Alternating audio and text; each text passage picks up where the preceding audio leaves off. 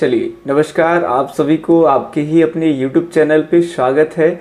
और आशा और उम्मीद करता हूँ कि आप सब एकदम स्वस्थ होंगे, मस्त होंगे और आप अपनी तैयारी में व्यस्त होंगे।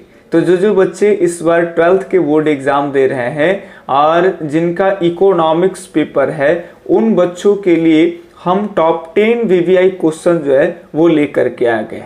ऐसे VVI का प्रश्न 10 प्रश्न जो कि बार बार बोर्ड एग्जाम में पूछे जाते हैं, तो उन प्रश्नों का संकलन कर करके हम ये आपका इकोनॉमिक्स का सेकेंड सीरीज लेकर के आए हैं। अगर आप इस सीरीज को पूरा देखते हैं तो VVI का अब लगभग आपको 20 क्वेश्चन कंप्लीट हो जाएंगे। ठीक है, तो इसी तरह से कुछ VVI प्रश्न पहले भी लेकर के आए हैं सभी चैप्टर का, और आज ये इकोनॉमिक्स का सेकेंड सीरीज है। तो आप VVI की सीरीज को देखिए और अपने कॉन्फिडेंस लेवल को बढ़ाइए। चलिए अब बढ़ते हैं हम लोग क्वेश्चन की तरफ में। पहला क्वेश्चन देखिए आज का कि किस तरह का प्रश्न है। तो चलिए आपके सामने पहला क्वेश्चन दिख रहा है कि औसत स्थिर लागत, याद रखेंगे औसत स्थिर लागत वक्र।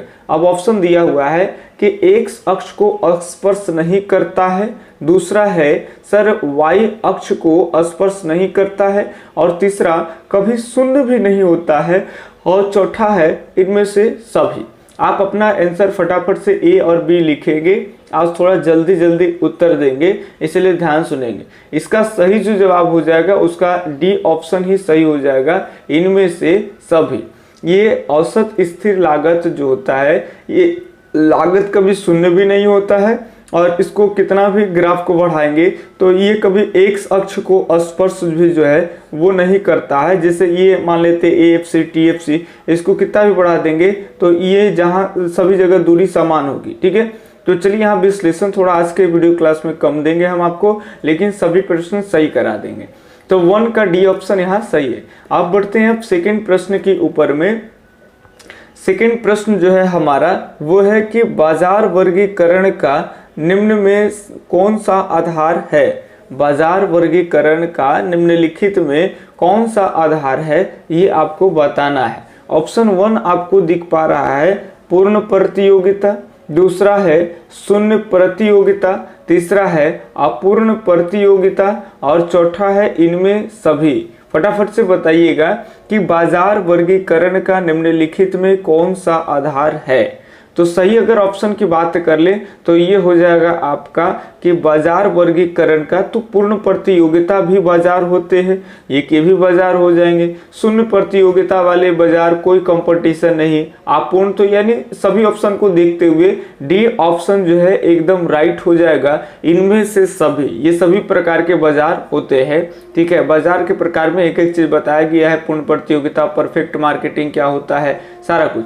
तो सेकेंड का डी ऑप्शन यहाँ सही है। अब देखिए तीसरे प्रश्न, आप ईमानदारी से ए भी लगाते चलेंगे, जो आप लिख रहे हैं वो और जो मैं करा रहा हूं वो, और लास्ट में आप अपना स्कोर जरूर दीजिएगा कि 10 में से आपको कितने सही हुए। ठीक है, अब हम बढ़ते हैं तीसरे नंबर प्रश्न को देखें। तो अर्थव्यवस्था का विकास संबंधित विचार किसके द्वारा प्रस्तुत किया गया है, बताना है आपको। एडम स्मिथ के द्वारा, दूसरा मार्शल के द्वारा, तीसरा रॉबिन्स के द्वारा, और चौथा सैमुअल्सन के द्वारा। तो विकास संबंधित अगर हम विचार की बात कर ले तो ये आपको याद रखना है, सैमुअल्सन ने ही विकास संबंधित विचार जो है वो प्रस्तुत किए थे। बाकी एडम स्मिथ जो है वो तो आपको मालूम है कि धन संबंधित विचार जो है वो प्रकट किए थे। ठीक है, चलिए यहाँ पे तीसरा का डी ऑप्शन सही है। ठीक है, 4 नंबर प्रश्न की बात कर ले तो 4 प्रश्न है कि आर्थिक मंदी की अवधि थी, जल्दी आपको बताना है। आर्थिक मंदी का काल जो है काल की अवधि थी 1939 से 42, 1857 से 1860, 1929 से 1932, 1947 से 1950। तो सही अगर जवाब की बात कर लेंगे तो ये हो जाएगा आपका सी ऑप्शन सही हो जाएगा। 1929 से लेकर करके 1932 ये विश्वव्यापी आर्थिक मंदी का समय काल है, यानी यही काल टाइम पीरियड है। कोई दिक्कत तो ये ध्यान रखेंगे, ये हो जाएगा आपका इस समय काल में विश्व में आर्थिक मंदी आई थी। चलिए प्रथम विश्व युद्ध के बाद सारा कुछ पढ़े होंगे आप लोग, तो 4 का यहाँ पे सी ऑप्शन सही है। अब बढ़ते हैं 5 नंबर प्रश्न के ऊपर में। कहते हैं कि जब पीपीसी दाईं ओर परिवर्तित होता है, ये कह रहा है कि पीपीसी दाईं ओर परिवर्तित होता है, तो इसका अर्थ क्या है? ऑप्शन 1 है संसाधनों का विकास, दूसरा है संसाधनों का कुशल प्रयोग, तीसरा है संसाधनों का अल्प विकास, और इनमें से कोई नहीं। आप देखेंगे फटाफट से क्या होगा, एक बार आपको समझाने का प्रयास करें कि जैसे मान लेते हैं कि ये कोई रेखा इस तरह का है, इस पीपीसी है, प्रोडक्शन पॉसिबिलिटीज कर्व, ये उत्पादन संभावना वक्र रेखा है, और ये कह रहा है ना कि किधर खिसक रहा है जी, तो दाईं ओर परिवर्तित हो रहा है। एक मिनट, कलर चूज कर ले, दाईं ओर परिवर्तित हो रहा है, ठीक है भाई। तो दाईं ओर परिवर्तित होना का मतलब पीपीसी कहाँ शिफ्ट हो जा रहा है, तो इधर साइड में शिफ्ट हो जा रहा है। तो दाईं ओर खिसकने का क्या तात्पर्य, ये बताना है। क्या संसाधनों का विकास हो रहा है, ये संसाधनों का कुशल प्रयोग होता है, ये संसाधनों का अल्प विकास, या इनमें से कोई नहीं। तो सही अगर जवाब की बात कर लेंगे तो जब पीपीसी दाईं ओर परिवर्तित होता है तो समझिए संसाधनों का क्या होता है, तो विकास होता है। संसाधनों यहाँ पे रहेगा अंदर में, अगर बात कर ले चाहे अंदर की ओर खिसकता है, तो ये हो जाएगा आपका क्या कि संसाधनों का अल्प प्रयोग होता है, संसाधनों का अल्प प्रयोग। अगर ये पीपीसी ग्राफ पर ही कोई पॉइंट्स दिए जाते, ये यही रहता, तो संसाधनों का कुशल प्रयोग, और ये बाहर है तो संसाधन और तकनीक का क्या हो रहा है, समझिए तो उस कंट्री में विकास हो रहा है। तो यानी पे ए ऑप्शन एकदम यहाँ पे सही है। आपको ए ऑप्शन ही याद रखने हैं कि जब पीपीसी वक्र दाईं ओर खिसकता है, ठीक है, अपने निर्धारित जगह से पीपीसी से, तो ये क्या होता है, तो संसाधन और तकनीकों का उस देश में डेवलपमेंट होते हैं, विकास होते हैं, ठीक है। तो 5 में की ये ऑप्शन सही है। प्रश्न थोड़े से कठिन होंगे, घबराना नहीं है, आपको एकदम बने रहना है, ठीक है। जो प्रश्न नहीं समझ में आए उसको एकदम ध्यान में रखना है कि ये प्रश्न छूट गया। अब अगला एक किताब का नाम है the general theory of employment, interest and money. तो इस पुस्तक, ये पुस्तक है और आपको बताना है इस पुस्तक के लेखक कौन है, यानी the general theory of employment, interest and money नामक पुस्तक के किसने लिखी है। ऑप्शन 1 है आपका रिकार्डे ने, दूसरा है प्रोफेसर किन्स ने, तीसरा मार्शल ने, चौथा इनमें से कोई नहीं। तो ये the general theory of employment, interest and money जो है, ये 1936 में पब्लिक हुई थी, और ये पुस्तक के बाद ही वर्ल्ड में एक नया विचार, नया कॉन्सेप्ट आया था, जिस इकोनॉमिक्स को कहते हैं हम मैक्रो इकोनॉमिक्स, यानी इसी को हिंदी में समष्टि अर्थशास्त्र कहते हैं, ये याद रखेंगे। तो ये किताब जो है वो प्रोफेसर किन्स साहिब का पुस्तक है, ये ध्यान रखेंगे। प्रोफेसर किन्स की ये किताब है जो 1936 में पब्लिक हुआ था, जिसके बाद एक नई विचार आई थी, इसमें रोजगार संबंधित बातों की चर्चा थी, ठीक है। तो 6 का बी ऑप्शन सही है, प्रोफेसर किन्स। 7 नंबर प्रश्न अब ध्यान से देखेंगे, मात्र 4 प्रश्न और बच रहे हैं। रोजगार का सिद्धांत से संबंधित है, रोजगार का जो सिद्धांत है वो किससे संबंधित है? क्या व्यष्टि अर्थशास्त्र से संबंधित है, यह समष्टि अर्थशास्त्र से समष्टिगत, यह उपयुक्त दोनों में से, या उपयुक्त कोई नहीं? फटाफट से जवाब देंगे कि कौन सा ऑप्शन सही होगा। अगर बात कर लेंगे रोजगार संबंधित सिद्धांत की, तो ये संबंधित है आपका समष्टिगत अर्थशास्त्र, माइक्रो इकोनॉमिक्स। क्योंकि रोजगार जो है वो सामूहिक क्रियाकलापों का अध्ययन है, वो किसी एक व्यक्ति का, एक क्षेत्र के खास करके नहीं। रोजगारी और बेरोजगारी जब हम कह देते हैं तो वो देश भर की बातें हो जाती है, काफी सारे लोगों के रोजगार की बात चलती है, ठीक है। तो यहाँ पे हो जाएगा ये बी ऑप्शन सही हो जाएगा। 8 नंबर प्रश्न है, बढ़िया प्रश्न है।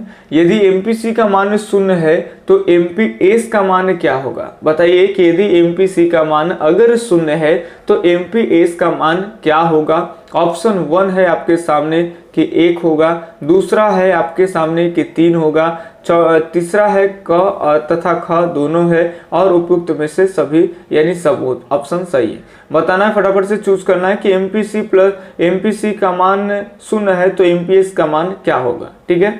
चलिए जानकारी के लिए बता दें अभी थोड़ा सा आपको कि जो बच्चे 12th आर्ट्स वाले बच्चे हैं, जिनका कोई भी पेपर हो, हिस्ट्री हो, ज्योग्राफी हो, पॉलिटी हो, इकोनॉमिक्स हो, होम साइंस हो, तो उनके लिए मेरे व्हाट्सएप से जुड़ करके वो 51 रुपया दे करके, मात्र 51 रुपया पे करके भेज करके हमारे से पहले बात कर लीजिए व्हाट्सएप पे, पेपर बता दीजिए, उसके अकॉर्डिंग आपको 51 रुपया देना है बस। और फिर आपको सारे सब्जेक्ट के PDF जो है वो आपको व्हाट्सएप पे दे दिए जाएंगे, ठीक है। और इसके अलावा जो मेरा है कि आप चाहते हैं कि video lectures, chapter wise video lectures और फिर नोट्स मिले, तो बहुत कम में यानी 150 रुपये में, 200 रुपये में कोर्स आपको मिल जाएंगे। 200 मैक्सिमम होता है, और मैक्सिमम मेरा किसी का कोर्स होता है तो वो होता है हिस्ट्री, चूँकि हिस्ट्री को एक कम्प्लीटली पढ़ाते हैं, चूँकि आगे भी ये ज़्यादा काम आता है इसीलिए। तो हिस्ट्री में कोई प्रॉब्लम, कोई शिकायत नहीं होगा। अभी तक जहां भी यूट्यूब पे ऑनलाइन ऑफलाइन पढ़े होंगे उन सभी से बेस्ट आपको हमारे ऐप पे मिल जाएगा। बहुत कुछ सीखने के लिए मिलेगा। प्रत्येक वीडियो में न जाने कितनी बातें आप सीखेंगे, जीवन में उतारेंगे। यहाँ किताबों की ही केवल बात नहीं होती, किताबों के अलावा बहुत सारी चीजें आपको समझने के लिए मिलेंगे। तो 199 में मेरे हिस्ट्री के बैच को आप ये कर सकते हैं परचेज, जिसका डिस्क्रिप्शन जो है वो जिसका लिंक जो है वो डिस्क्रिप्शन बॉक्स में आपको मिल जाएगा नीचे, ठीक है। और जो नंबर आते हैं उस नंबर पे भी आप संपर्क कर सकते हैं। हमारे चैनल के अबाउट में नंबर आपको मिल जाएंगे, पोस्टर के ऊपर में नंबर मिल जाएंगे, डिस्क्रिप्शन में नंबर मिल जाएंगे, तो वहां से आप हमें संपर्क कर सकते हैं। इसके अलावा भी कोई समस्या, कोई प्रॉब्लम होता, अब ध्यान से सुनेंगे। यदि MPC का मान 0 है, सबसे पहले देखेंगे कि MPC और प्लस MPS ये बराबर 1 होता है जी। अगर MPC और MPS दोनों का अगर वैल्यू को अगर हम ऐड कर देते हैं तो वैल्यू क्या आता है 1। तो ये क्या कर रहा है कि MPC का मान 0 हो, तो MPC अगर 0 है तो आप बताइए कि MPS का मान क्या है। तो ये दोनों को मिला करके 1 आता है, यानी 0.5 ये तो 0.5 ये, तब जाके बनता है 1। तो सिंपल बात है कि जब MPC 0 हो गया तो MPS का मान क्या होगा, 1 होगा, तब तो 1 वैल्यू आएगा ना, क्योंकि दोनों को वैल्यू मिला करके 1 आता है। ये तो आपको हम क्लास में सिद्ध करके बताएंगे कि क्यों MPC प्लस MPS का वैल्यू 1 आता है, ठीक है। तो ये आपका सही ऑप्शन हो जाएगा, ए वाला एक ऑप्शन सही हो जाएगा, ठीक है। तो 1 नंबर प्रश्न का ए ऑप्शन सही। अब बढ़ते हैं हम अगले प्रश्न की ओर। 9 प्रश्न, मात्र 2 प्रश्न है, फटाफट से देखेंगे।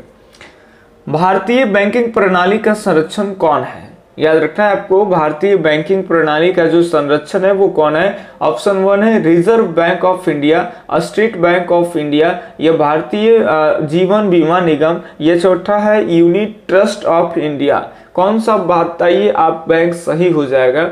तो सही जवाब की अगर हम बात कर लें तो ये आपका रिजर्व बैंक ऑफ इंडिया, ये एकदम सही प्रश्न है, सही आंसर है आपका।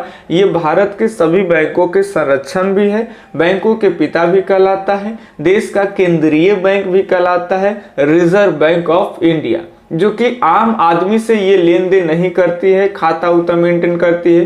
ये लेन देन किससे करती है, तो बाकी जो बैंक होते हैं, कॉमर्शियल वगैरह बैंक है, सार्वजनिक बैंक जिसको बोलते हैं, या व्यापारिक बैंक हो, उन बैंकों से, पंजाब नेशनल हो, चाहे ये बड़ौदा बैंक हो, चाहे स्टेट बैंक हो, जितने बैंक आप बाजार में देखते हैं वो आपकी खाताएं खोलेगी और आपसे लेन देन करेगी। बट RBI में आपका अकाउंट नहीं खुलेगा, ये आपसे डील नहीं करेगा। ये सभी बैंकों को करते हैं, देश में महंगाई, बेरोजगारी, सारा कुछ ये तय करते हैं। तो ये एक तरह से बैंक का संरक्षण है। 9 के यहाँ पे ए ऑप्शन सही है, 9 का ए ऑप्शन सही है। 10 नंबर प्रश्न को देखें हम। 10 नंबर प्रश्न है राष्ट्रीय आय की गणना से की जाती है। राष्ट्रीय आय की गणना बताइए किससे की जाती है। आय पत्ती से, उत्पाद पत्ती से, व्यय पत्ती से, उपरोक्त सभी से।